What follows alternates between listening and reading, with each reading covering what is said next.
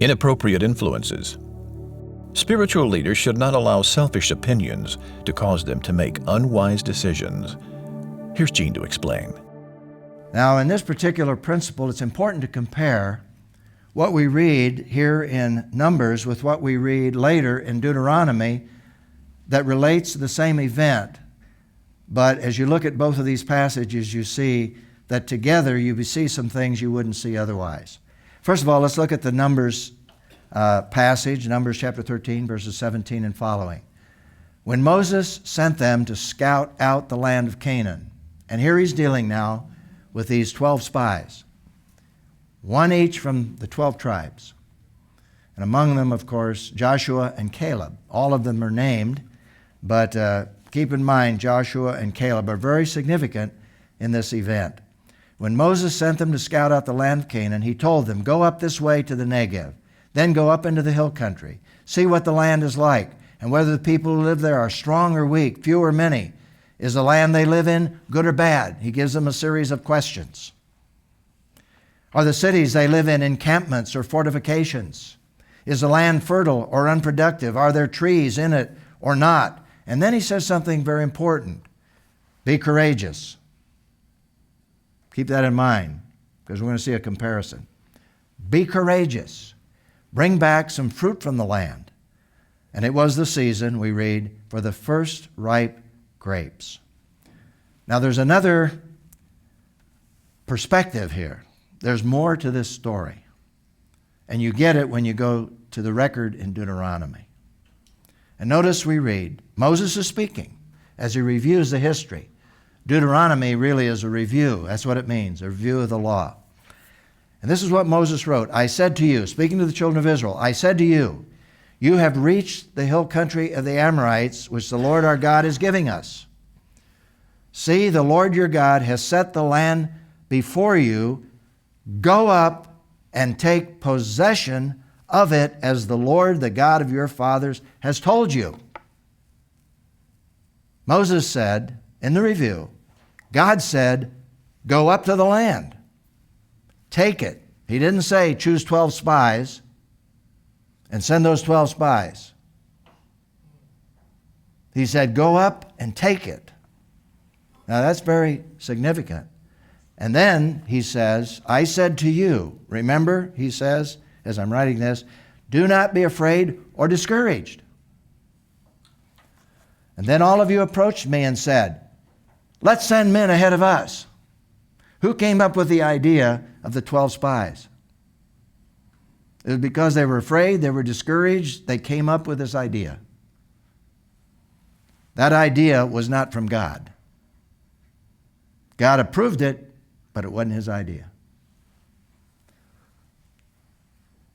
"Let's send men ahead of us," you said, "so that they may explore the land for us and bring us back a report about the route we should go up and the cities we will come to."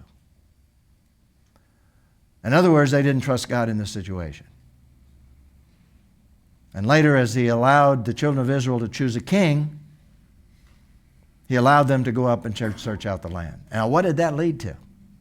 That led to some serious problems. And what happened here is that Moses listened to these selfish opinions. And that's why the principle reads, spiritual leaders should not allow selfish opinions to cause them to make unwise decisions. Now we should listen. Everyone should listen. And we'll see that in another principle. But in this case, Moses accommodated them, and it led to a very unwise decision on his part as a leader. And it led to serious repercussions. And so the question that I raise here is, how can wanting to please everyone lead spiritual leaders to make decisions that hinder God's work? Well, let's look at that. Let's look at a couple of things. Let me go back to a very important verse in the New Testament. It's 2 Timothy chapter 2, verse 2. And this is the plan that God has for the New Testament. And what you have heard from me in the presence of many witnesses, commit to faithful men who will be able to teach others also. The men they chose were not faithful men, except two, Joshua and Caleb. The other 10 led the people astray because of their selfish opinions. And so as we move into the New Testament, God gives us a plan based upon qualifications, based upon men who are qualified in order to lead the church. We'll talk about that in a moment and why that is such a significant principle. But back to the question, how can wanting to please everyone lead spiritual leaders to make decisions that hinder God's work? Why do we do that? Well, there are several reasons, I think. Number one is our own sense of well-being, to avoid rejection. And again, I have to come to Moses' defense here. Man, he had been rejected. They had tried to kill him. They wanted to go back to Egypt. They wanted to replace him. And so when God said go, and he said go, and they said, no, you send 12 men. Let's select men. And in some respects, he was under tremendous pressure.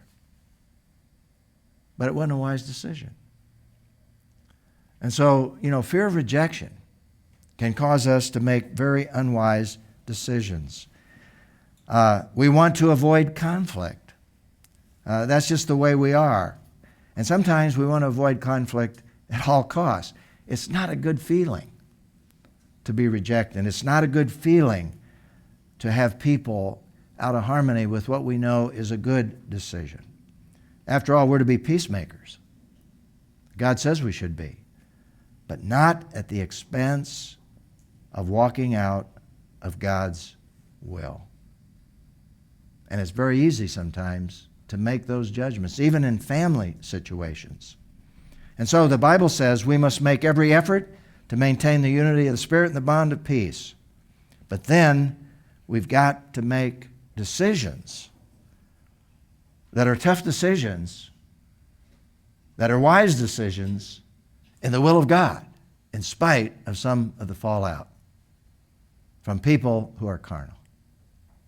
And as I was reflecting on that, I was thinking back in my own pastoral ministry, where there were a certain group of people in our church who were walking down the wrong road with the wrong attitudes in relationship to a particular issue.